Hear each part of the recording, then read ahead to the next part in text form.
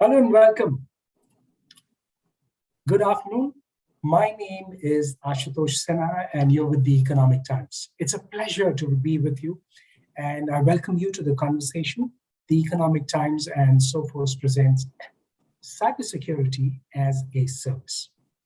It's a burning topic because of what has been happening in the country if you've been reading the news, particularly in the last few weeks or so.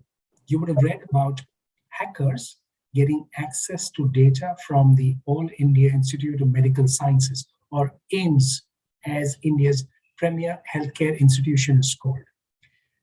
Well, we're going to be discussing what are some of those challenges that have emerged from this particular incident, of course, but beyond as well. This attack on the systems at AIIMS, corrupted files and data on the main and backup servers of the hospital. Everything was moved to manual mode at AIIMS. It serves about 4 million patients a year. And they had to get back to a paper system for about a week after that. Here's what media reports said just about in the last day or so, a few weeks after the incident has happened. It said, of the 100 servers, 40 physical and 60 virtual, that detailing is important. Of the 100 servers, 40 physical and 60 virtual, 5 physical servers were infiltrated by the hackers. The damage could have been far worse, but it has now been contained. Data in the 5 servers has been successfully retrieved.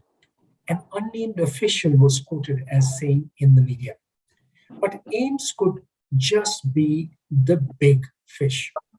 The healthcare industry in India has faced about 1.9 million cyber attacks till November 28th, according to a report published by the cybersecurity think tank, Cyber Peace Foundation and Autobot InfoSec. The attacks came from a total of about 41,181 unique IP addresses, and these were tracked back to Vietnam, Pakistan, and China. If nothing else, that sounds scary. While this is the immediate picture, particularly of the healthcare sector, cyber attack is a worry for the wider industry as well. India is said to be among the top 3 affected countries in Asia. To discuss the issues and how should companies and professionals handle the situation, we have a stellar panel today to talk about it. So let me introduce the panel to you. B.V. Raghavendra, he's partner cybersecurity at KPMG Assurance and Consulting Services LLP. Vijay Bharti, he's senior vice president and CISO, head of cybersecurity practice, Happiest Mind Technologies. Sobanlal Mukherjee, CISO, FinCare Small Finance Bank. Harish Goel, Director IT, Security and Compliance at Publicis Resources, and Anthony Merry, Senior Director, Product Marketing at Sophos. Thank you so much, gentlemen, for joining us and being a part of this conversation, particularly in a time like this because of what we are seeing around in India, and it's making quite a bit of news. But before I begin, I'd request Raghavendra to set the context for the conversation. Raghavendra, the floor is yours. Thank you, Ashu. Thanks a lot. And thank you all for joining today. I think one of the important topics that we have seen, especially impacting every organization today, not even a single organization is spared. We're seeing significant increase in sophistication of attacks, especially of late, and the ease of attacks with ransomware kits being available on the dark web, which is so easy to launch an attack. So has the landscape. Landscape has increased significantly into our various new adoptions, be it cloud and so on and so forth, where Asia Pacific especially has witnessed increased amount of attacks, I would say, during the pandemic and post-pandemic. So there's been a steady shift from a trends perspective that we've witnessed is in the past days, we used to see a lot of attacks, especially in the financial services sector, but that has seen a significant shift over the last few years towards healthcare segment. And we have seen increased amount of attacks, both on life sciences as well as healthcare. organizations. And this shift actually has caused a lot more panic in the entire environment, because if you was a financial services client and there's an attack, probably there's a loss of, say, finance or loss of money and so on and so forth. Whereas if it is for a healthcare attack, there's could be a loss of life. What we call it as redirects in healthcare industry, where hospital redirects is one of the worst thing that could happen, and the patient doesn't get the required medical care, and he's on the streets, redirected from one hospital to another hospital because hospital can't service the client because most of their systems are ransomware, right? So that's the kind of sad challenge we saw, not only just in Asia Pacific, and it's not new to the world. It has happened to multiple other major markets, be it in UK, NHS, be it in Singapore, and so on and so forth, that we have seen this, and it is happening now in the Asia Pacific region as well. And in some of the high profile breaches that we came across in India, we were solving some of them, these are some of the common challenges that we see, which especially phishing attacks, stolen credentials. These are the common main attack vectors that we saw, and clients could take very, very simple steps to mitigate that. I would be happy to have some of my colleagues on this call to talk about what are some of those technology adoptions and simple steps that we can take as we respond to some of these cybersecurity incidents. Back to you, Ashu. Okay, get the big picture there. That's the big picture. So let's start with the questions. So let me first toss this question to Vijay Bharti from Happiest Minds. Vijay, what are some of those challenges that companies have to face, some of the questions that pop up behind closed doors in those strategy meetings, as you talk about the situation that is changing so rapidly? Yeah, sure. Thanks, Ashu. See, I think we all understand in a cybersecurity industry, right, and then how things are moving. It's essentially the risk, right? I mean, how do you essentially identify those risks? How do you really look at, from your own perspective, from your business and organization perspective, how much is enough, right? I mean, quantifying those risks and taking appropriate measure is probably one of the biggest challenge which organizations facing today, right? In terms of where do you draw the lines? Typically, for example, right, and as we have seen today, no business is virtually spared from these kind of attacks, right? I mean, gone are the days where hackers were coming behind very focused way behind BFSI or certain sectors. Today, as Raghavendra mentioned, the way and means to attack are so easy. The cost of actually launching an attack is much lesser than cost of trying to protect it, right? So organizations are continuously thinking, right, in terms of what is sufficient, where they should invest, what are the various tools and technologies they should adopt, right, to really address some of these. And the risk is continuously changing, right? I mean, as to give a very simple example, one of the key measures which everybody has to take, right, in today's world to protect against cyber attacks is a strong level of access control. In terms of, we all understand passwords are not enough, right? So everybody recommends to definitely adopt multi-factor authentication. But let me tell you, last 6 months, I have seen multiple cases where hackers have been able to compromise even multi-factor authentications, right? Through social engineering, through smishing attacks, through various other factors. So the risk is continuously evolving. I think as security practitioners and everybody else in the industry, do a continuous evaluation of the risk which you are facing. Don't estimate. I mean, don't make it an annual exercise of doing a risk assessment once. They are evolving so fast. Continuously look at your the kind of tools, technologies, processes you have put in place, and remember, right, this risk and the way attackers are evolving. We have seen cases where hackers and attackers have started leveraging AI/ML to attack, right? We all know ransomware as a service, so where we see the adoption of AI/ML in kind of security technologies to prevent against those attacks. Attackers have always been evolving equally fast, and there are new and better ways of attacking also emerging, right?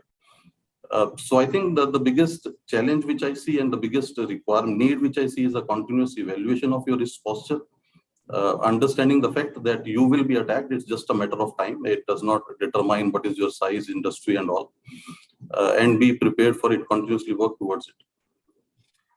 Oh, that sounds a little scary. You know, it just reminds me of something I heard security officials say in the context of VIP security, but it applies so much here.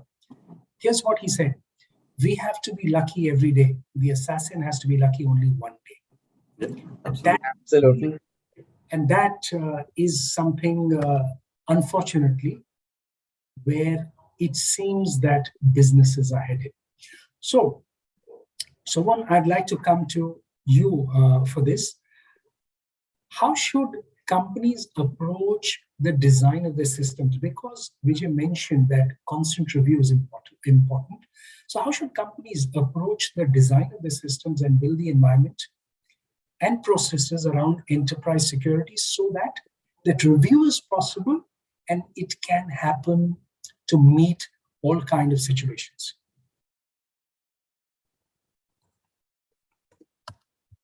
So you're on mute. As always, sorry. So thanks, Astos, for asking me this important question. See, fundamentally, we need to understand that for cybersecurity, any practitioner, we have a golden rule book called NIST Cybersecurity Framework. And there are 5 pillars of that: identify, protect, detect, respond, and then recovery.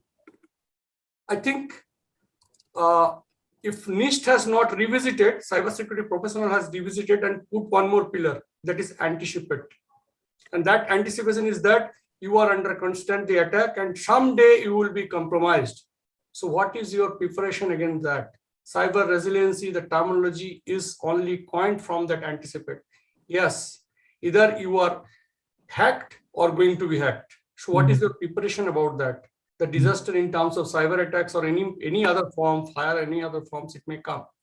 So the revisiting of cyber resilience, where it starts is that every controls which are put into layered defense system, which will say what resilience you have put into any security controls, which is not working as intended. You know that there is an EDR at the endpoint. Tomorrow it may happen that EDR in its inert state, it is not responding. It's happening. We have seen your DLP is not working. There are some patches applied to the endpoint and then everything goes for a toss. That's one. And then if tomorrow us ransomware or any type of attacks happen, how quickly you get back into the system? Do you have an effective backup plan available? Do you have an effective asset management available? Where your data, you don't know your critical database or critical data store, and tomorrow ransomware happened. Oh my, this data is lost. I have never taken a backup. So fundamentally, your firewall has been taken over. You are now going back to the system. Do you have the backup of the firewall? There are thousands of rules. How can you rebuild in one day? Database backup and then periodic restoration. Are you undertaking religiously? Tomorrow you have seen that you have taken the backup, but there is some corruption happened or something happened. You cannot restore that system. It is more dangerous than something you don't have, because you have that confidence. Yes, I do have. And when the situation arises, you cannot. So I think the main way for any tech professional or cybersecurity professional is that putting into resiliency and backup plan for every system. And that's where I think on top of 5, there is one more required is anticipation. And that is very important, that you will be hacked someday and you should be prepared for that. Okay. That on that note, let's try and get Harish into the conversation. Harish, so how do you sensitize the top management towards the dynamic risk situation? The promoters or the top management are busy driving businesses. This can slip and maybe become second or third priority. Is that acceptable? Yeah. So the top challenge, like Vijay has explained about what is the top challenges the top leadership has right nowadays behind the door when we discuss about all the risk and the security areas. So the biggest challenge which I found is that about the regulatory, complying to the regulatory and following the local laws. It is the biggest challenge because every country is now, we guys are saying that every country is trying to come up with their own data privacy bill. So I'm not sure where the world is going. Either we are restricting ourselves or we are restricting to the multinational companies to work in their particular region and the domain, or we are asking them to work globally. because if we have the local laws with respect to data privacy, so it's not, I'll say it's next to the impossible that possible that, okay, every organization or each organization can follow each and every laws. So definitely complying to the laws is the biggest challenge. And we spend the another challenge is that we spend more time into the discussion rather than implementing on the ground. So we have seen this. Yes, we spend a lot of time discussing with the data privacy team or the legal teams to get the approvals to start doing any kind of initiatives or following any compliance. Or I know, like, okay, there's some solution, there's something which is there in the market, so I have to go for a certain set of approvals. So those approvals, getting those approvals before starting or initiating that any activity is itself is a challenge, or it's a time consuming for the organization. So yes, these are the few areas where we spend more time. And another is about the compliance and all. Yes, we spend more money into that also. Like our focus is, okay, we have to be compliant. We don't know that, okay, either at the background or at the base it's strong or not. Are we if the organization is compliant, okay, we are safe? No, those days are gone. You have to work hard on the ground level rather than just being the compliant as per the compliance and the regulatory. So these are the things I prefer, that I suggest that, okay, we have to look on the ground level. We have to understand what exactly is the ground happening, what is there in the external world is going. We have to learn from those attacks also. Like the AIMS is one of the, yes, there's a recent cybersecurity attack. So other healthcare companies or the organizations, they have to understand, they have to learn where are the gaps and which all the things which got missed by that particular industry, so that we can try to fulfill that gap, and we can fix those areas, and we should not have that kind of attacks, similar attacks, or those kind of areas is coming up again and again. So it's kind of a failure for that organization if those are not learning, or we are not learning from other organizations or these kind of attacks. Okay, so before I go to Anthony, just a reminder for everyone, in case you want to ask questions about some things, because a lot of people around the industry who work in various industries are watching us. In case you want to ask any questions, please feel free to put them in the Q&A tab, and we'll try and get the experts to answer some of those questions. I'll try and make it as many as possible. But again, that depends on how many questions you have and how many questions can you put. So we look forward to your questions. Anthony, the situation does look a little worrisome, more than a little worrisome, I'd imagine. For companies which are reviewing, what are some of those basic things? What are some of those fundamentals that need to be reviewed every time so that they are on top of the situation? That's a very good question, and I agree. It's worrying times at the moment. As Mr. Raghavinda said, everyone can be a victim. You can't believe you are the smallest organization. Nobody might know you, or not many people know you. You could still be opportunistically attacked by threat actors, which is unfortunate. In any cybersecurity situation, I'm sorry to say, but humans, all of us, myself included, we tend to be the weakest link, because even the most security conscious person in a moment of weakness will make a mistake, whether that's accidentally clicking on a phishing email or accidentally copying and pasting our password into a wrong chat. We all make mistakes. So the purpose of many cybersecurity products is reducing the impact when we as a human make a mistake. That's also why some of our panelists here have talked about security in layers of defense. I like to use the Swiss cheese analogy. If an attacker is trying to get into an organization, let's say with a phishing attack, they might get through the first layer. They might send me an email. I might click on a link. It takes me to a website that asks me to authenticate, and I might enter my username and password. They now have my credentials, so they can access the network. That might get them so far, but then they might notice that, why is Anthony logging in from Hong Kong while he's currently based in Brisbane? Your firewall will see that. Your zero trust network will see that. There are other security technologies in place that will help identify that something is not right. So having security in depth is very important. with all of that said, nothing really replaces a good endpoint security product. There should be no reason why nobody has one today. A lot of them can be inbuilt into the operating systems like from Microsoft, but there are plenty of other providers in the market that provide that technology. And why do I say that's important? Well, there's a couple of facts. If you stop a threat from getting in the first place, you don't have to clean it up later. Now, you could stop that threat. It could be at the firewall or it could be at the endpoint.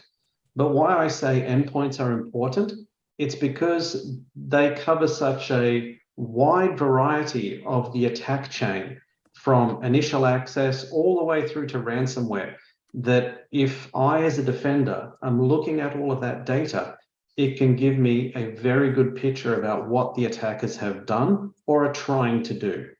So just to sum up very quickly, have layers of defense. You will invest in, companies have invested in multiple IT security products. Use all of those, keep all of that together, and then you need to keep an eye across all of it. And for some companies, that will be a challenge. Okay, that's interesting. And, it goes with the old story, prevention is better than cure. Yes. It's an old story and it works very well.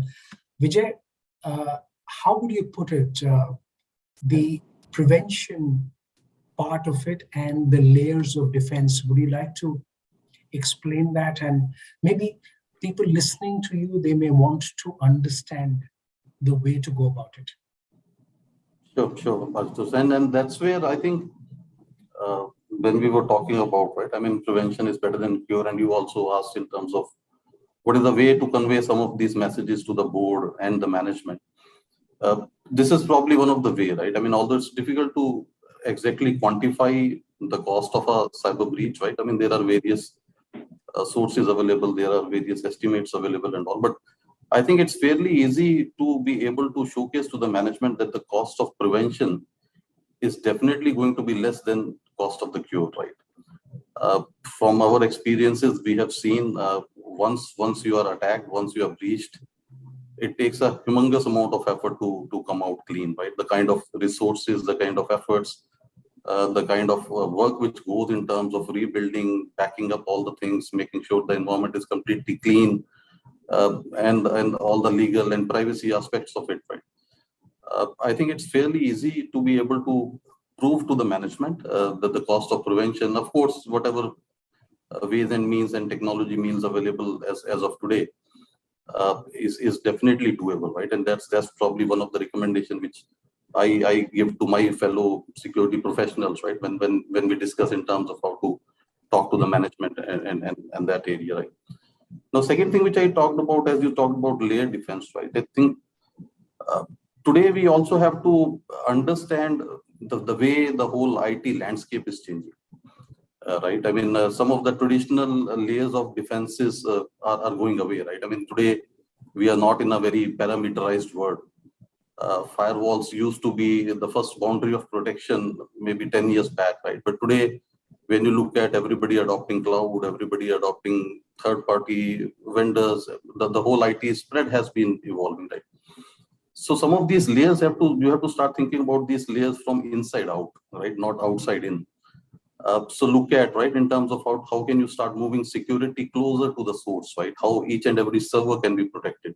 And that's where, for example, concept like zero trust starts coming in, right? I mean, from an endpoint security, for example, Anthony mentioned, right? The traditional approach was trying to block anything bad, right? But now the whole approach is changing, that only allow proven good to execute, right? Block rest everything. So you have to start thinking about these layers from inside out. Look at what are the crown jewels of your organization, what are those key critical data which you are trying to protect, where it resides in your organization, whether it is on-prem or on cloud. How do you start baking in security right from the OS level, right? Encrypt the data, make sure the access control is there, right? Only authorized people are allowed to access it. So yes, layer defense is definitely required, but how do you start building those layers has started changing a little bit because the way now IT is getting delivered, right? So that's an important thing to keep in mind. Okay. Okay, Raghavendra, the increase in sophistication, because we spoke of layered, the way the sophistication is also increasing for the attacks and the ease of attacks also that you mentioned a little while ago. How is that worrying for the small and large companies, and how is it turning into a challenge for the wider industry? Absolutely. No, I think so. As we see, a lot of one of the things that we've been trying to track is as soon as there's something called as vulnerabilities in these applications, whether there has been any traction in the dark web, are there any utilities being created using those vulnerabilities? Are there any weaponization, what we call it as, of some of those loopholes in the systems that are getting weaponized in the dark web, which we also call it as threat intelligence, which is extremely important for every organization to gather and prioritize, especially the huge number of patching that they would be behind on most of these organizations. How do we start looking at some of those aspects and take weaponized elements to prioritize and patch some of them? These are kind of simple steps. Say you have 10,000 vulnerabilities and you can't fix all of them. You would have to look at what is getting weaponized in the dark web. What are those utilities that are getting developed? Basis that, you go ahead and basically address those vulnerabilities in your systems. This is again reduces the effort that is needed, but yet gives a quick win, right? Those are some of the things that we have seen, especially in the market, and which is quite helpful, because the moment there is a published vulnerability or unpublished vulnerability, you start seeing some action, especially in dark web, where people are developing some of these utilities, and these utilities are made available at a cost. There are credentials being sold at a particular cost. So people don't even have to perform a phishing attack, to what Anthony was mentioning, as phishing as one of the common elements. People don't even have to do, they can buy credentials on the dark web and then use that as and when they want. And some of the simple measures that clients could adopt may not necessarily very, very sophisticated. Simple measures could, like what Anthony was mentioning, having a proper visibility within the organization at endpoint levels, which is quite simple to achieve today. And that's something that we can actually, it gives you a good amount of insights in what's going on in your environment. Ensuring the backups is another element that can actually help a lot, especially in ransomware situation, to get back to business. So we have seen many organizations have done backup, but they have not looked at those backups whether they really work or not. So some of those aspects actually help a lot for organizations. And also very common vector that I can't stop without saying is the multi-factor authentication, which we call it as a simple element, so that these credential breaches is one of the common attack vector. How can it be mitigated with a simple multi-factor authentication? Factor authentication, for simple words, something that you have and something that you know, right? A password and something that you have, right? It could be a simple OTP as well.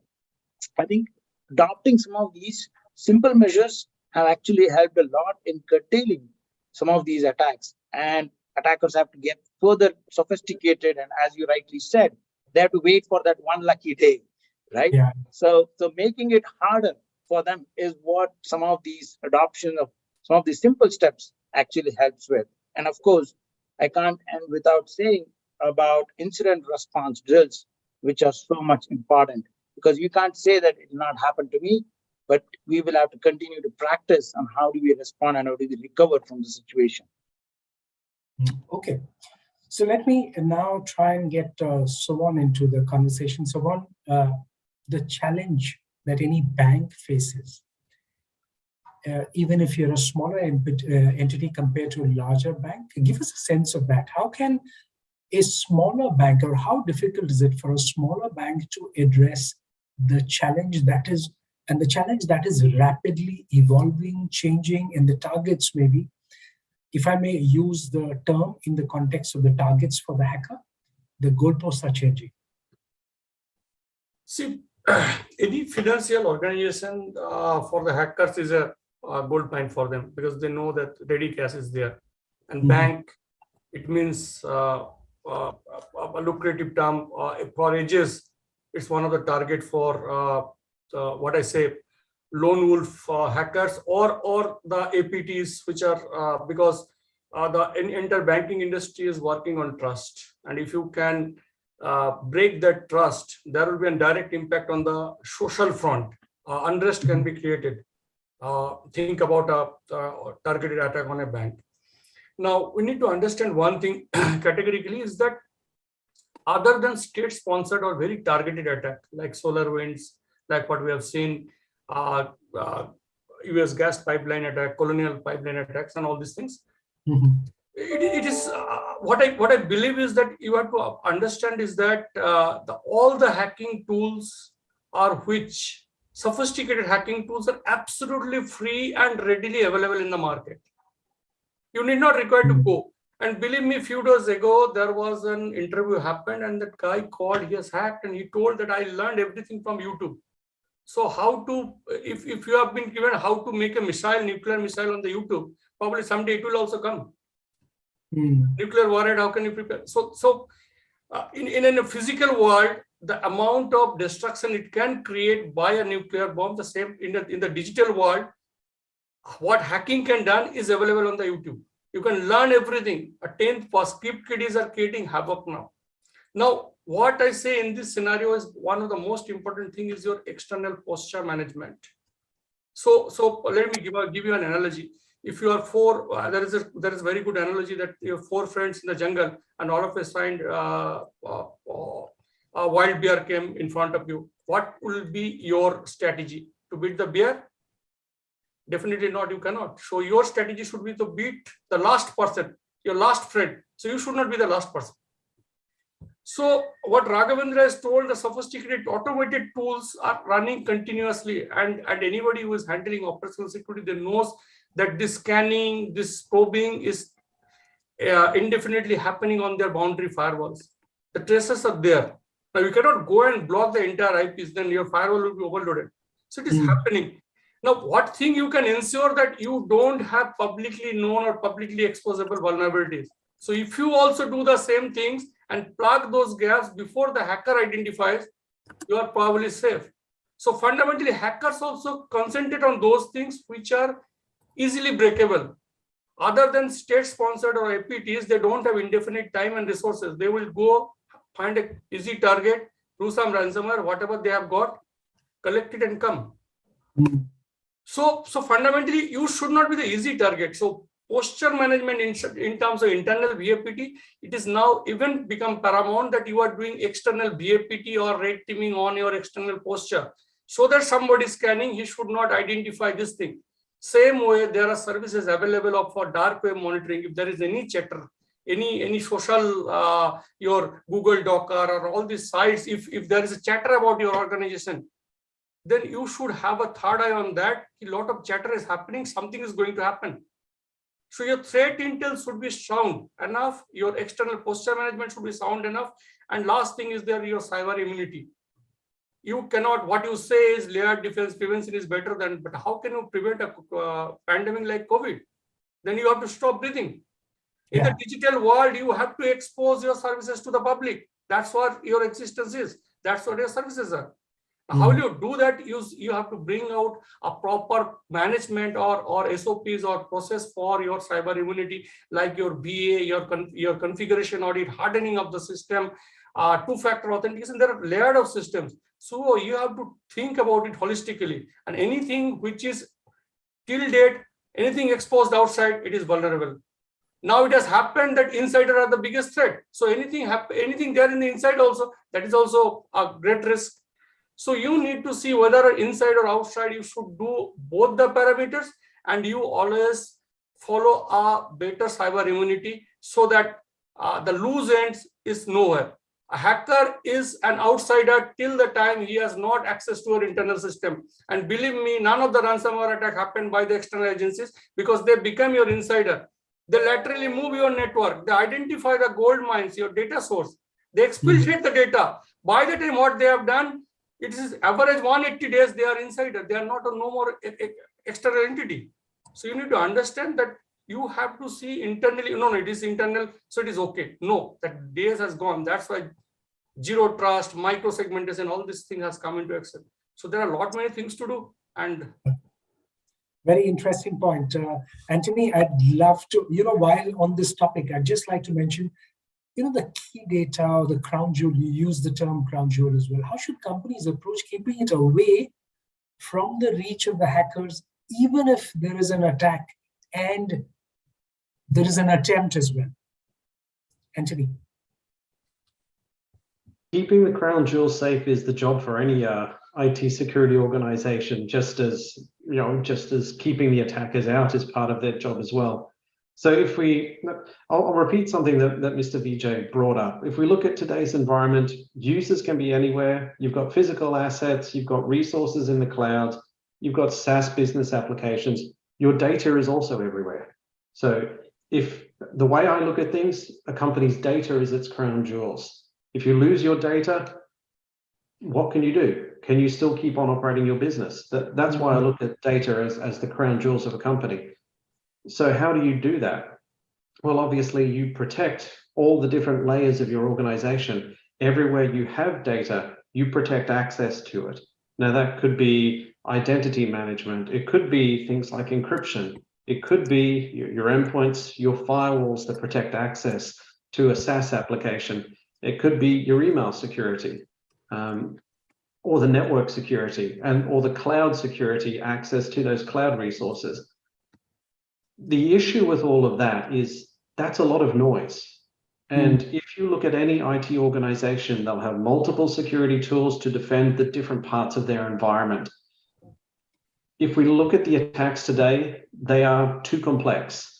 They're rapidly evolving. They're changing all the time. Defenders are racing to keep up.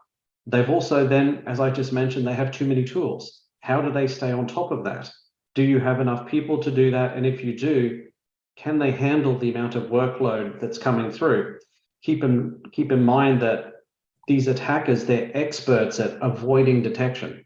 They spend a lot of time, what the industry calls dwell time, inside an organization because they're not detected. They traverse through the network or laterally move through the network to find out where are the crown jewels, where are the backups. That's why ransomware attacks are so effective. Not only can they manage to encrypt everything, they delete the backups, so it's very hard to recover from it. And then because of all that noise, defenders don't know where to look. So they basically need help. What I'm painting is actually not a very nice picture. I'm sure some of our listeners can recognize it as well. IT teams, they're understaffed, they're under budget pressure, just like everyone else is. They're struggling to keep up and manage the tools that they have today. But in short, they're utterly overwhelmed, they're exhausted, and yet they're still attacked day after day by attackers. So as a result, a lot of these organizations, they're inadequately protected, and that's a big problem. So companies need to do something about that. They need to find that needle in the haystack. They need to identify the important signals to let them know there's a problem here. You need to go take care of it. Now, there are tools such as XDR, extended detection and response, that can do that. But it requires the skill set to do that. Do you have the employees that are capable of running that type of tool? If you do, great. They can do it. They can help you. They can help identify, this is unnecessary noise. I don't need to look at that. This is where I should focus. This is where the security team or the IT team should spend their valuable time. And I'll say something slightly controversial. I hope you don't mind me saying. And that's essentially, in my opinion, cybersecurity has become so complex and so difficult, and it moves so fast that many organizations simply can't keep up. And you need to have a look at your own organization and make a value judgment to say, yes, I can handle this. I can keep up with the threats. And if you can, that's great. If you can't, that's also okay. Admitting that you need help is not a bad thing. And that's when somebody like a managed detection and response provider can actually come in and help augment your security team. Or in fact, if you want to just focus on your core business, what you do, and let them handle the cybersecurity for you because they are experts in that field, that's a valid option too. My advice at that point in time is make an honest and objective decision on, can you keep up with cybersecurity and all the threats? If you can, great. If you need help, there is no shame in asking from help from an MDR provider or someone similar. In my mind, that helps keep protecting the crown jewels of the company or the data, because there are simply so many ways for an attacker to come in and take it or delete it. Everyone needs help. Okay, so let's, before I go to Harish for the next question, let's try and put a poll question for the people who are watching us and people who are listening to us. So can we have the poll question? Let's try and get the poll question, because also, since Anthony mentioned, it could be a third-party element to this as well. So third-party risks are critical for enterprises. How are they handled in your company? This is a poll question for people who are watching. Now, the answers to these questions can only be given by the people who are watching us. All the speakers and me cannot answer this question. So there you see the situation changing as people put in their questions. So the more answers we have, the more people who make their choices, it gives us a sense of what this limited audience, people who are watching us and listening to us, what they have to think. So as we look at it, about 42 answers are already in, and the number's going up. So we'll try and well, just a few more seconds before people make up their mind and see what the trend looks like, what the thought among the people looks like. Third-party risks are critical for enterprises. How are they handled in your company? Okay, let's try and put an end to the poll. We've quite a few responses, about 50% people have, and that's the answer. The biggest number, registered device, that's the third part, that's the access that we set only for registered devices, with that authentication password that comes. Regularly review of the policy, 1/4. About similar for restricted to only specific profiles can access that, and all partners can. So that sounds good that everyone's not allowed access. I imagine that sounds good for the poll question. So that's the final. Let's move on and move to the question. So this just gives you a flavor. That's the whole idea of putting this question. Harish, let's take the next question to you and ask about, because we are speaking of regularly reviewing the situation, what are some of the fundamentals that must be reviewed every time companies, enterprises are talking about preparing for a disaster in the light of changing environment? Harish. Okay, so when we talk about the business resilience, that okay, we have to have the disaster recovery in terms of the critical applications and the sites.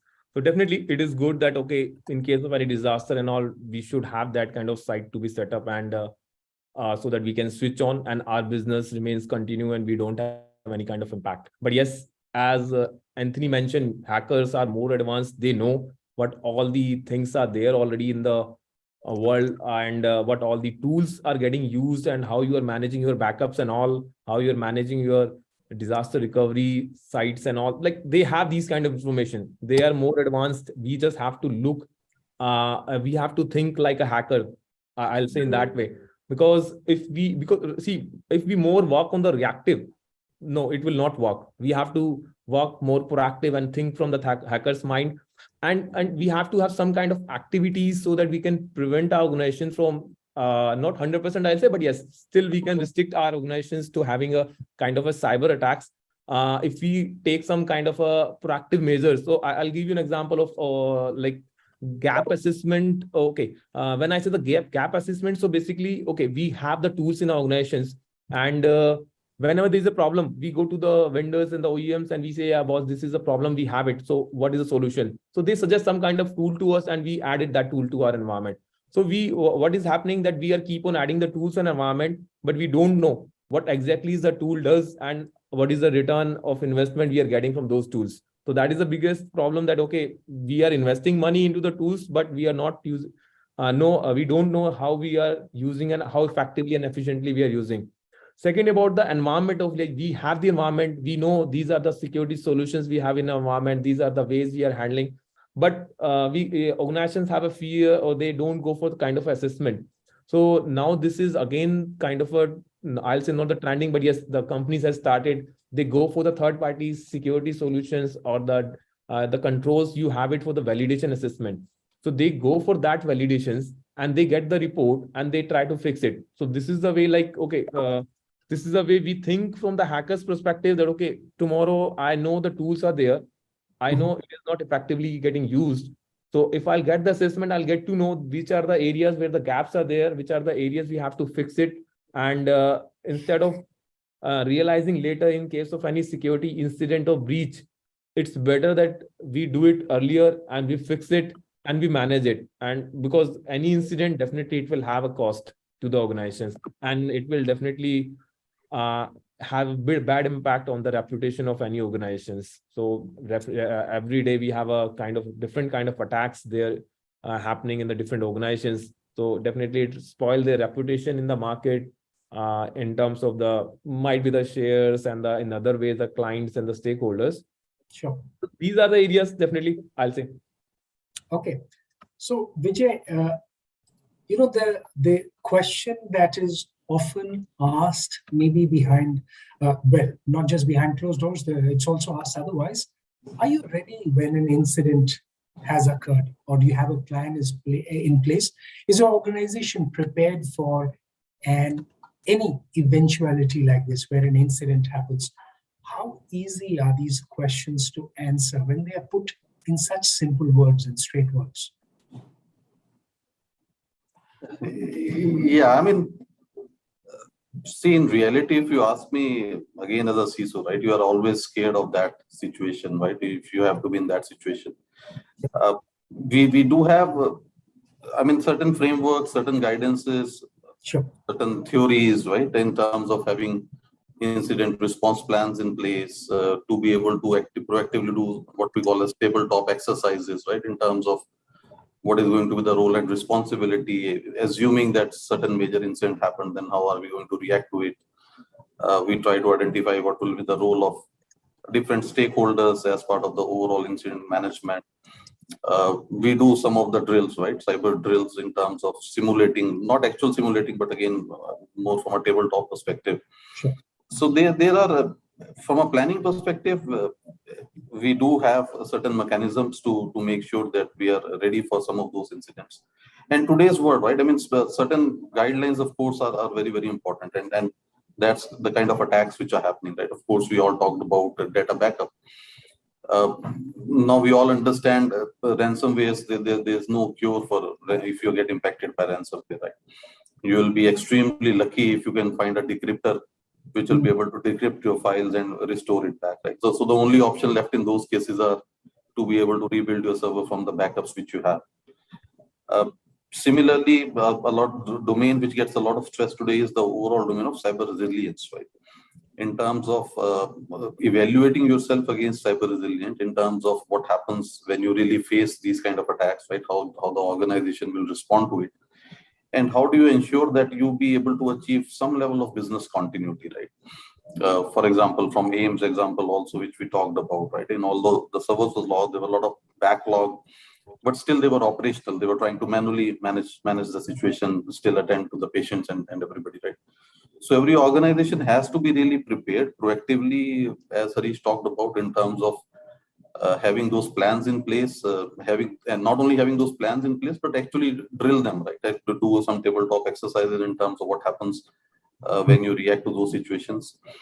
Similarly, it's also important to have certain, as Anthony mentioned, certain firms identified who can help you in any such situation, right? In terms of digital forensics, in terms of major breach investigation. Even there are organizations which can help you do your ransomware negotiations, right? Apart from your cyber insurance companies, right? So based on where you are, right? So you should identify some of these external partners whom you can call in case of actual breach does happen. at least have some level of contact, some level of identified point of contact, right? Who can be reached out, and wish for the good luck, right? I mean, how you will actually handle on ground as things become very, very different. But at least from a preparation perspective, there are frameworks, there are guidelines available which should be adopted by all of us. Okay, so Raghavendra, I'll ask you about the challenges that happen or companies face in terms of the tabletop exercise vis-a-vis the execution. But let's start with some of the questions. I'll come to that point in a little while. Let's start with the questions for the viewers, and we have Sripriya joining us, and she has a question. And Sripriya, please go ahead, and if you can ask your question. Yeah, good evening all. This is Sripriya. I'm AVP Compliance from Brickwork India Private Limited based on Bangalore. So we are into business support services to global customers. So basically, like if you look at our service offerings, our data is lying in email and we go with the cloud storage. So like third-party cloud storage tool like Microsoft. So in those scenario, for how can we apply preventive measures on restricting the cyber threat? Because it again depends on the vendor also, right? We cannot like have the complete control on us when we are exercising any BCP tabletop exercise also. We cannot run that test because unless their support is there.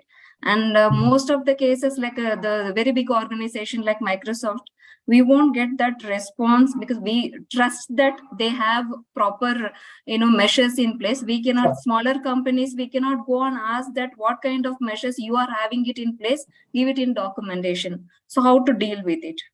Okay, so let's try Anthony and maybe Raghavendra as well. Anthony, would you like to take that question, please? Well, with the cloud, there's always the shared responsibility model. The provider themselves, whether that's Azure or AWS or Google, they have a certain level of responsibility to ensure the uptime of the hardware, of the cloud environment, etc. And then it's up to your organization to handle the security of the data that you put into the cloud. Now, there are various ways you can do that. When I speak to customers, the way I like to talk about it is you've got two basic choices. The first is around identity. If you consider identity as the new perimeter, only authorized people can access that particular type of data and ensure that you have strong provisions around that identity. That's one way of ensuring that only authorized people can get in. Now, obviously, as we've talked about, we're all human, we make mistakes as well. So that's when you also include and can use the functionality that's built into the cloud provider. Now, AWS includes some functionality there. I believe it goes into, I think it's called guard duty from memory. Forgive me if I've gotten that wrong. And then there's also the same type of technology that Azure has with Microsoft. And they will give you alerts, and it's watching those alerts and looking for things that are suspicious. You can also move into the area of CSPM, where you can actually start paying attention to what the cloud environment is doing. Again, simple human error. I, as an administrator, can come in, accidentally change a setting and expose everything. And of course, simple human error, but a CSPM solution can alert you to that and say, something's gone wrong here, you should fix this right now. So that is my quick response to that.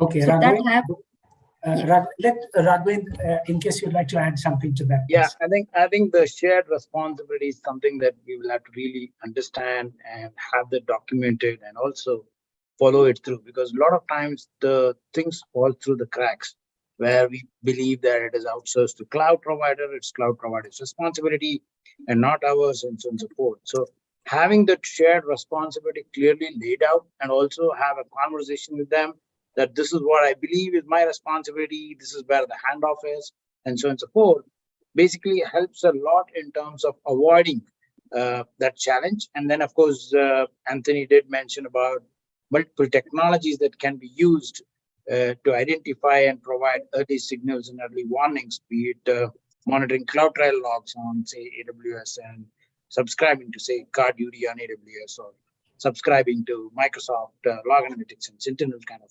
solutions, which can actually have some rules and trigger alarms on the platform so that we could take next steps.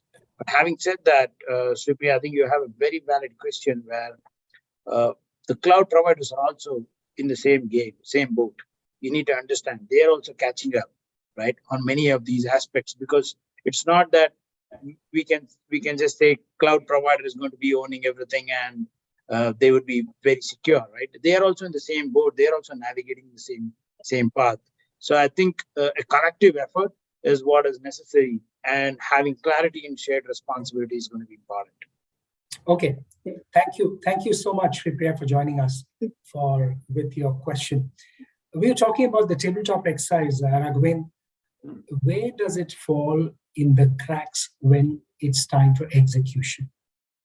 Fantastic, very good question. So again, Ashu, what we have seen, I've been to some of these incident response crisis situations, high-profile ones in India, and most of the times they would have done tabletop exercise, and they would have come out with flying colors. So the degree of depth that we use in tabletop exercise is going to be very important. And it is not like once in an annual exercise where somebody does a tabletop exercise and they just go through that motion, but rather it's kind of becoming large organizations are adopting on a quarterly basis, where you come up with new scenarios every time when you perform a tabletop exercise. You're not just going by one standard script or one standard method, but rather you are looking at what's happening in the dark web, what are the new tactics, what are the new techniques, what are the new procedures that the attackers are adopting, and then changing your scenarios accordingly and going through on a periodic basis at what has been the best practices. Of course, this is some of the large organizations could do it in a much more highly frequent manner and update what we call it as playbooks, which is basically how do you respond if this scenario happens, right? What are your standard operating procedures? So that's what has happened in large organizations. Smaller organizations can take very simple measures, but more prudent measures. Say, can I really test my backup? Right? It's as simple, right? We have seen many organizations even today that go through ransomware. They believe they have a backup. They all believe it's day 7. We keep talking about after the attack, do you have a backup? They say, yeah, we have backup. Don't worry, we're going to restore from the backup. And then okay, let's go and see where the backup is, right? And then we go there, and all the backup files are also encrypted. So we've seen many scenarios where even the backups which has got modernized to an extent and forgotten some of the traditional backup methods have actually fallen through the cracks, and we don't really see the backups coming back. So these are some simple measures, even not so very large organizations who can afford to do periodic or a more frequent tabletop exercises can adopt to some of these basic guardrails where when we do, even if it is annually, we go in depth and try and test out very clearly. So that's one thing. Second thing is, in a situation, what goes wrong? Most of the situations, either we or someone else who's a cybersecurity incident responder is called in on, say, day 2 or day 3 of the incident, and we log into the bridge and we still see chaos. Most of the time, what we call it as the golden hour, where we have to protect and look at some of the evidences, erosion of evidences, and so on and so forth, people are talking about whose fault it was. And that is, even today, is one of the biggest things where we lose big time, about close to 24 to 48 hours in most of our incident response, where we have to calm everyone down and say, let's get back and let's do what is required from a restoration standpoint. Let's go find out what we call it as patient zero, where the attacker actually started on from, so that we could start finding some of the tactics, techniques, and procedures and start updating our system so that it can actually contain further attack spread and also remediate. So that's again something that we have learned in every incident. We continue to learn, actually speaking. Okay, let's try and understand from someone. And again, a lot of my interest is in the financial services space, which is why, someone I would like more questions also from someone as well. And that's why that question earlier about the challenges faced by smaller banks vis-a-vis the larger banks. So someone, major threat trends and tactics, techniques that are being used by attackers, what could they be that will impact businesses in the year ahead? Why I ask you is, again, the touchy nature for financial services companies, regulatory issues, plus the business continuity and all that. So you need to understand the very nature of the bank or financial institution is the basis is of trust. Imagine a situation, you are going to book a ticket, you are paying after a restaurant bill once you have had your meal, or you are paying someone bills at the hospital for a critical procedure, and you've seen that your money is not available. What would be your trust? So the day trust will go away, the bank or any financial institution will not exist. So and believe me, availability of the system, and if you see RBI latest all these guidelines, even if you cannot have more than 4 hours or some amount of time, your ATMs are unavailable. Earlier days we used to see the ATMs are unavailable or out of service for days, for months. You will see there is a drastic changes. Your system cannot go unavailable, and one of the major concern is today's area. I'm telling you a practical problem. You will not inform the regulators the incident. A user on a Twitter will mark it to the RBI governor or the finance minister. I'm telling you, the power of common man due to digitization. And the question will come from them, this bank, this system is down, what action, what is the cause, and what is this thing? That's why any incident happened, it has to be intimated to SAT, IN or RBI within 6 hours. That's become the parameter. And if you have a downtime of a critical system more than an hour, you have to go and proactively tell. Other than cyber attacks, there is any downtime and like that. Every day we are reporting to RBI any downtimes in last 24 hours proactively. So the availability of financial systems has become paramount. I can ask Anthony, if you forgotten your purse, you have money in your pocket, can you go out and travel the entire length and breadth of the country with your mobile phone? Can you think about it? Me? No, I'm not smart enough to do that. No, but no, it's a big challenge. That's correct. In India, if you have your mobile phone in your pocket, you can send across money, you can eat in a dhaba, and you can travel in any transport. I'm telling you, only you need, this has become our wallet. That's where we have reached in terms of banking or financial services. You need to just scan the QR code or through mobile banking also. Everything is possible, bank-to-bank transaction and all these things. So and that's the reason why you need that security, that enhanced security. And that's why the reaction also from the people. You mentioned about people putting it on Twitter or whichever social media it could be. That could be the reason why that kind of reaction comes, whether it involves a mobile phone, again, 1 billion mobile connections. And again, we are not there. About 1 billion or so, I would imagine, if you include phone banking, there would be something like that who are users. Yeah. Yes, absolutely. That's what I'm telling you. So the attack surface has been increased manifold. It's not limited to present as only IB and MB. The supply chain has become to run your any of the system, your other enabled payment services or anything. There are so many intermediaries which are working in between the ecosystem. So bank itself has become a service provider, and they have taken services from so many of these things. It's a complex ecosystem. So if you look into that entire ecosystem, how will you, because the world power up, something you cannot measure, you cannot manage, then how will you measure? You can measure your own system. What's about the supply chain connected to different other systems, ecosystems? So fundamentally, the data path through which the data is flowing, the connections are being made, it has become a humongous challenge.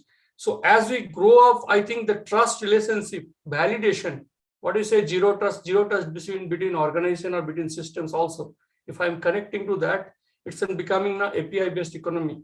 The API will be fully tested, and that will be only able to do this much. Your API should not become the attack path or the escalation path between this connectivity. So that also has to be looked into. I believe the challenges are going on. The attacks are increasing. But what we need is what I strongly believe is collective and collaborative cyber threat intelligence. One part, something is happening. The other part should be knowing that this type of attacks are going on so that preventive measures can be taken. That's why you have seen that within 6 hours, you have to intimate search so that they can take that learning from them on whatever data is available and can pass on to the other entities. And collectively, if we fight. Okay, CERT, Anthony, what someone was referring to is the certified emergency Computer emergency response team. Computer emergency response team, which is a government entity who you have to report to all such breaches that happen. And there's this time limit schedule where you have to report, otherwise you get into some kind of a regulatory issue. Okay, but we have some questions coming in. So because I promised we'll take some. So let's take some and I'll try and put it to everyone. Any mid-sized company, Sairaj says, will be scared seeing how security can be breached. How can such companies protect themselves by having some fundamental good practices? This is specifically for smaller companies. Arish, would you like to mention? And then I'll come to you, Vijay, as well. Yeah, so basically, see, not for small or the mid, it is for the large and large enterprises also. So we have to work for our basics. So wherever you see and all the incident of this year and the last you have seen, it is more and related to the basics, like either the identity has breached because the credentials are not changed, or it's the old credentials are saved somewhere, or the two-factor authentication is not there. So these are the basics. So like you have to work on your access rights review, basically. So you should know where are your admins and how longer they are using the same credentials. The admins should have a different password for all the systems. It should not be that, okay, there could be administrator who has a control of 10 to 20 systems, but the password is same for all the 10, 20 systems. So this is very basic. It should not be. This is, yeah. And because access rights, you should limit your access roles, privilege access, basically. So all should not have all kind of access. It should be limited. It should be regularly reviewed, and your patching. So I know that Raghavendra mentioned in the beginning, we can't patch all kind of vulnerabilities in 1 day or 2 days. But yes, we can prioritize our vulnerability based on the exploit. So we know every day there are a lot of vulnerabilities are getting released of different products. So we have to work on, okay, which all the vulnerabilities are exploitable, which are there present in my environment. Take those on priority, patch it within a day or two, although the 24 hours, 48 hours is still a long period, but yes, patch it as soon as possible and you can safeguard, because exploitable vulnerability is something which is easily exploitable in the open and it is present. Rest of the vulnerabilities is something you can work. So these are the basics. Like I'll suggest every organization has to work on, and tools are definitely, like there are tools, they will definitely help you, but all will work on the base. Okay, so I must mention here that one of the questions also said somebody wanted a link because he's found some of the suggestions, some of the comments from you very useful. So they wanted a link to the entire conversation, which we'll put on YouTube, and that will, of course, be available. The next question comes from Justin. So let me add to the last question. Sure. Yeah, so I think it's always better to adopt a structured framework. And I think someone talked about something called... company, sorry to interrupt, Vijay, for a mid-sized company, if you just with that in mind, please. Correct. So that's what I was referring to. So someone talked about NIST CSF, which becomes a little overwhelming for a mid-sized company, right? So there are a few things which I can recommend. There is a framework called Cyber Essentials, which is kindly adopted in UK. Which helps you at least make sure from a small and mid-sized business perspective, right, the basic cyber hygiene is put in place. People can look at something called Essentials 8. Essentials 8 is a cybersecurity framework which is adopted in Australia. It talks about 7 or 8 critical controls which mid-sized and small businesses can really look at, which can give them adequate level of protection, right? I mean, in cybersecurity, we use a term called pyramid of pain, right? And a lot of people talked about it. today also about 80 to 90% of the attacks don't leverage 0-day or very advanced malwares and all, right? I mean, they are basic vulnerabilities which has been in the wild from ages, right? The basic issues on identity and access management, right? So Cyber Essentials can be one which can be adopted. Essentials 8 is another one which can be looked at. My personal favorite is what we call as SANS Top 20. Now it is called the CIS Top 18. So that is very relevant for even for small to a mid-size organization, right? So definitely look at these three, and for the larger enterprise, of course, then we have NIST, CSF, ISO, and a lot of other ones. But Cyber Essentials, Essentials 8, and CIS Top 18 can be the good frameworks to be adopted. For mid-sized companies. I just want to add one more point. Sure. I think to what Harish and Vijay mentioned, I think testing backups, I'm sorry to reiterate, but testing backup is a very simple step. And if we did that, we will be the ones who can restore, even in the case of ransomware, quite quickly. Because of the incidents that we have been through, I think this is something which is very basic, offline backup, testing it rigorously. Any company can do it. Okay. Time for another poll question. So let's see how alert people who are watching us are. Let's pop up the poll question. For consumer data, for customer data that you store in the cloud, what security practices does the company practice or follow? Security is layered, we spoke about it. Data is identified and encrypted. Regular assessments are being done, and another option is policy is relooked every year. So let's see what the responses are. So we have about 30 odd people who've responded, and we'll wait for about half the viewers to put in their answers. And okay, I see data being identified and encrypted seems to be among the choice that people are making. Okay, just about, I think, time enough for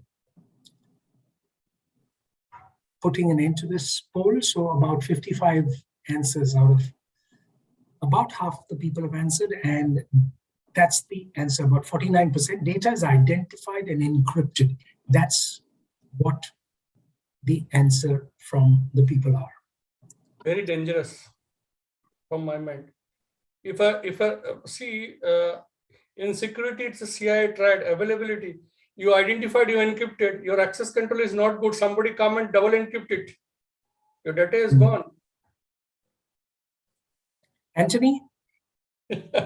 Well, my background is cryptography, so yes, double encryption is a problem. If somebody else comes along and encrypts your data, that is a big issue. You're not getting it That's back. also ransomware attack. Yep, ransomware does exactly that. That's correct. So, I mean, there is nothing wrong with encrypting data. Encrypting data, especially data in transit or data at rest, is an important step, and I would suggest it. And a simple example for data at rest is full disk encryption. If your laptop is switched off, it's encrypted, it's protected. Nobody can rip out the hard disk and get the data.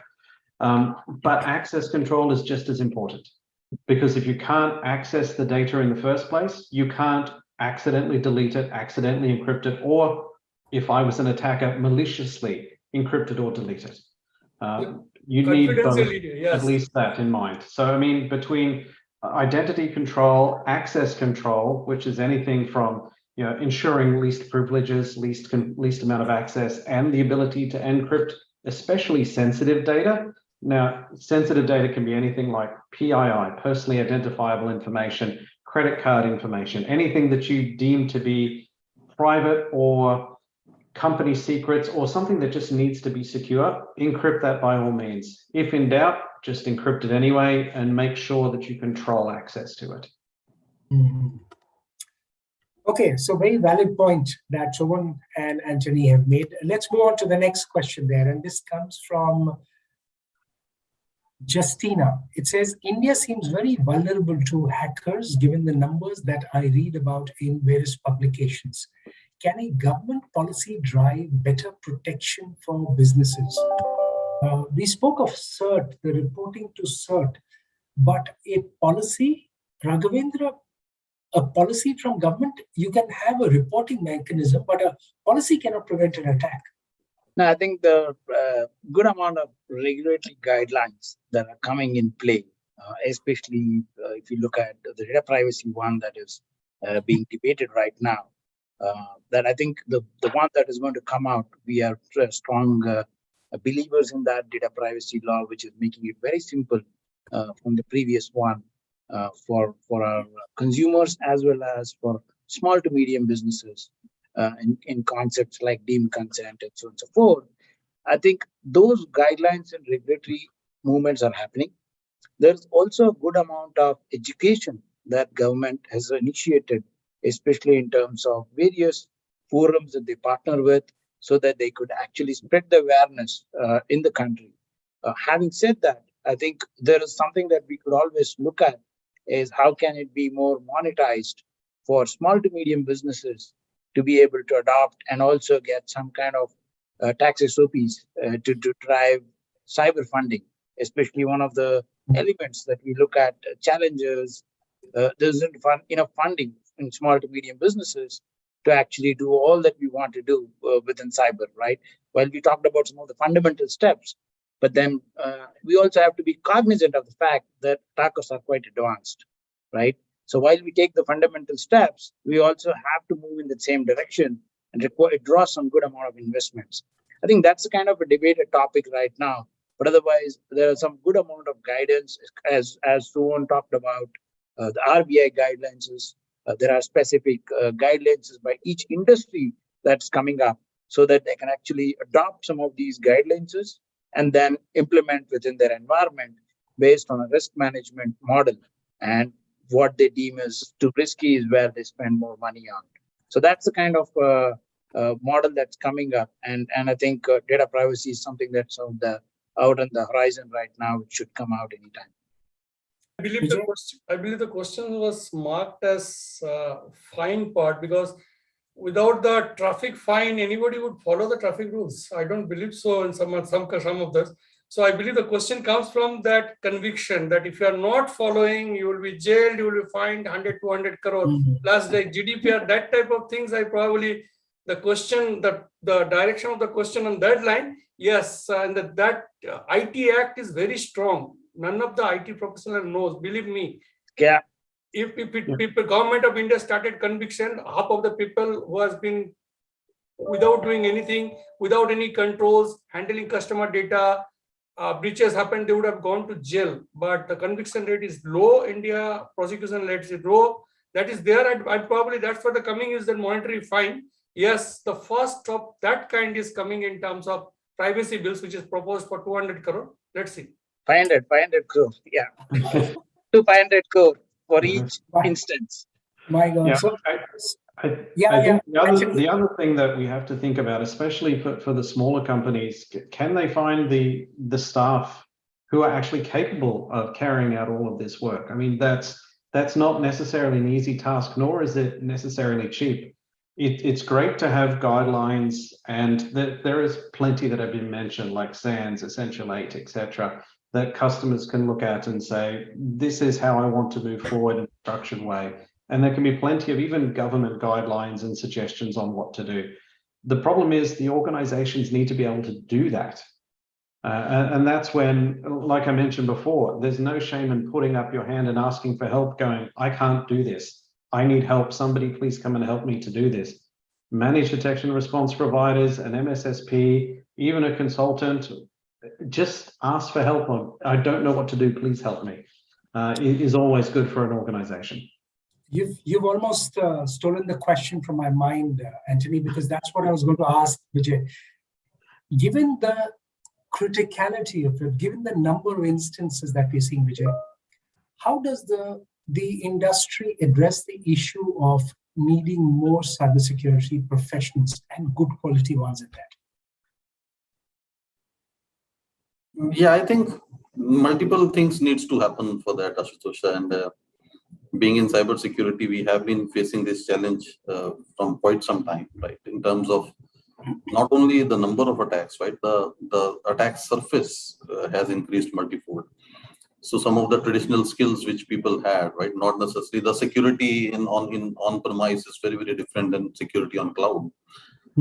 Securing a server is very, very different in terms of trying to secure a serverless and API architecture, right? So it's not only about the question of availability of resources, but the pace at which we have been able to train them. They have been able to adapt some of these emerging technologies, right? I mean, today, we have already started talking about AR, VR, metaverse, and people are asking security architects on metaverse. I mean, where has metaverse development started, and suddenly we are starting seeing the need of security architects on metaverse as well, right? So now I think there are multiple ways to do it. Essentially, one, we have to understand that there's a lot of it in security where certain tools like AI, ML, and automation can help. And we are trying to leverage that, right? I mean, as Anthony also talked about, many times it becomes a question of finding needle in the haystack. So a lot of cybersecurity professional times really get spent on chasing false positives, on chasing events and incidents which may not be true incidents, which may be false positives and all, right? So trying to leverage tools and technologies which brings a little bit of artificial intelligence, which brings a little bit of RPA kind of processes, we call it as security orchestration, which can help you solve some of the level 1 kind of activities and level 1 kind of tasks, right? So that's one. Second, we should definitely leverage specialized firms and platform providers, right, which are trying to bring in multiple features and capabilities onto a platform, which can definitely help address some of the challenge with respect to manageability, with respect to the skill set on multiple tools and platforms, can definitely help. And not very good thing for service providers like us, but a lot of product companies have not also started moving in services today, right? I mean, if you look at MDR, EDR providers and all, and it makes sense to some extent, right? Where you can leverage your product provider itself in terms of some of the services which they have been offering. But again, yes, we have to continuously work on making sure that the upskilling and training part of some of these things is addressed. Working with a lot of, we call it finishing schools, right, in terms of how they can contribute towards providing us more trained freshers or young graduates when they come out of the colleges. We have been working with even institutes, right, in terms of helping them define some of the cybersecurity curriculum, right, which is in need of the industry. So I think efforts are happening, and NASSCOM has a special initiative around that, right? I mean, a lot of work which has been done by NASSCOM, BSCI, and I know a lot of people in the industry itself, which has been kind of doing quite a lot of these things on a non-profit models as well, right? So it still remains a challenge, but I think there are ways in terms of trying to leverage newer set of tools and automation. Of course, leverage some of the specialized capabilities which a security service provider can bring to the table instead of trying to build it in-house. And continuously focus on skill enrichment, I think, is very, very essential. Okay, so before I go to Anthony for a final word, maybe Raghavendra, if I can ask you, without taking any names, what is the most critical incident that you may have heard of, you may have handled, without taking any names? Again, this is just to explain the scale of the problem that can happen. Would you like to share an anecdote?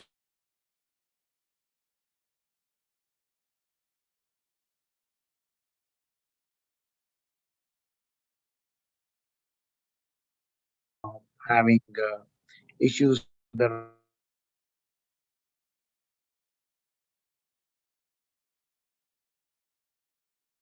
There is a problem with the connectivity.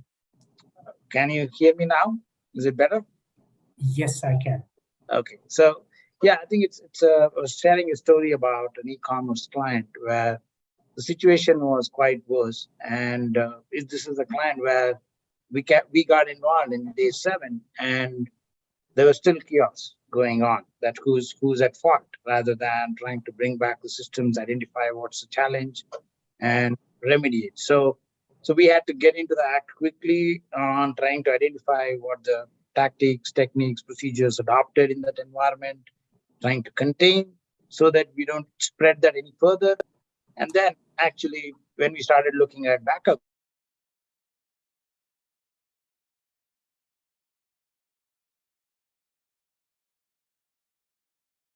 are also encrypted, like someone mentioned, right? So I think in most of these situations, the biggest question comes back is, do we have to pay ransom or do we not have to pay ransom? So it all depends. To be honest with you, it's all depends on the business. It's not a cybersecurity expert's call, actually speaking. In most of the times, it's a board decision, right, on how to navigate, how to take this. And boards are completely involved in such situations, and it's quite stressful, like Vijay mentioned. It's like continuous. And this was one of my Diwali weekends, and I didn't have a Diwali. You can imagine what would have been the state. So I think it's quite stressful, say 36, 48 hours in a row, that you are updating multiple stakeholders.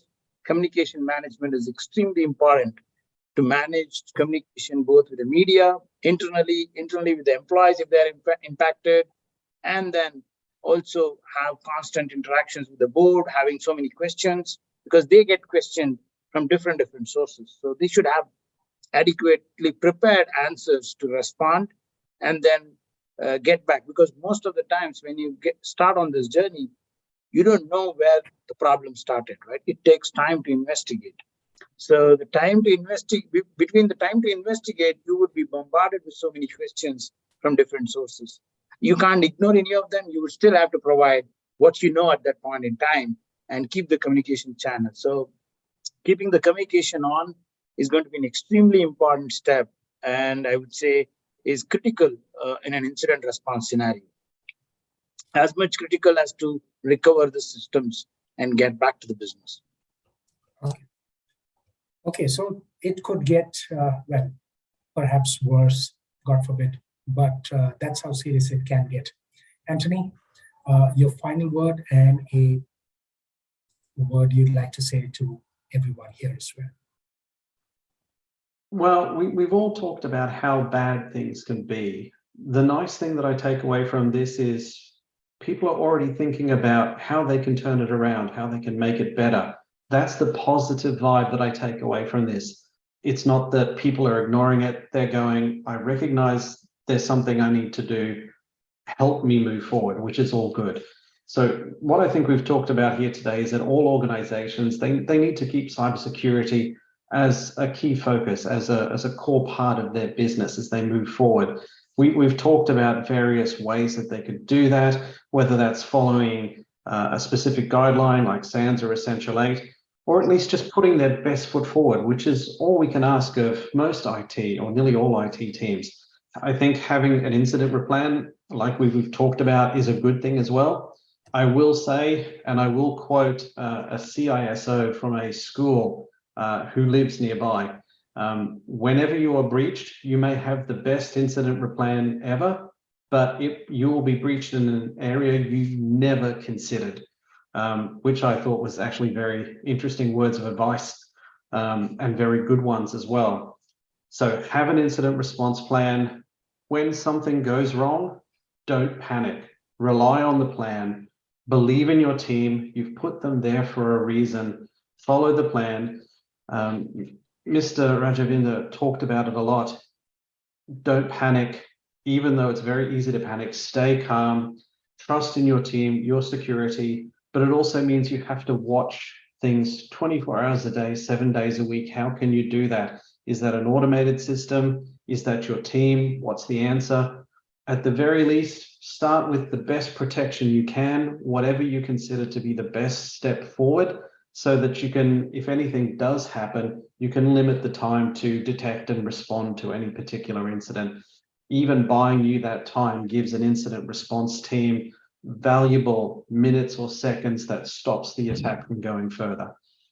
So in closing, I would like to thank our panel for their time today, their valuable insights and their valuable advice that they've given the audience as well. It was a fantastic discussion. So Mr. Raghavinda, Mr. Vijay, Mr. Savon, Mr. Harish, thank you very much for your time today and the wisdom that you have shared. And on behalf of the audience, I would like to thank you as well. Additionally, I would like to thank you, Mr. Ashu, for your excellent moderation of our panel today. And for all of the attendees, thank you very much for your time and attending today. And I hope that you've learned some valuable tips and tricks from our panel of experts today. Thank you. Thank you so much for everyone joining us today. Anthony, Harish, Sawan, Raghavendra, and Vijay, for your time today as well. This is a topic that will require attention and constant revision, and we need to come back to you again and again. We probably end up learning new things as we speak more and more. Thank you so much for being with us, and have a wonderful week ahead.